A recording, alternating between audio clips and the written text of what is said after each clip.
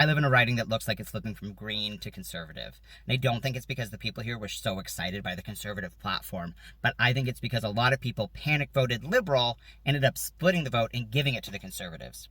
And I would suspect that's actually the case across a lot of Ontario ridings that are going blue right now. Like, certainly I know I live in a little bit of a lefty bubble. I'm not necessarily talking to the people who vote Conservatives, and clearly they did get a good amount of votes.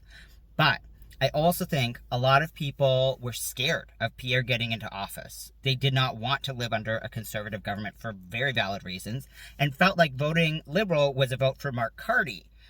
But if they had actually been strategic about it, maybe checked a website like smartvoting.ca or whatever, they would have seen that the actual strategic vote for this area would have been the Greens, which I know sounds bananas because Greens are not usually the strategic vote, but there are like literally 2 ridings where they are, right?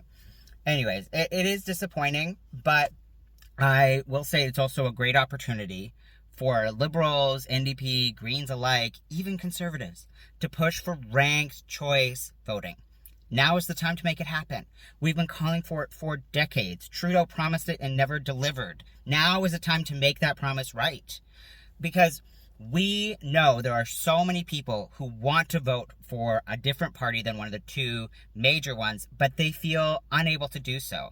And as a result, I want the major parties to recognize that is sometimes how you get your opponent in office. In this case, splitting the Green and Liberal and NDP, like all of that, made a path for the Conservatives to get into power. And that is not the right way for people to get into power, right? Like, can we all at least agree on that?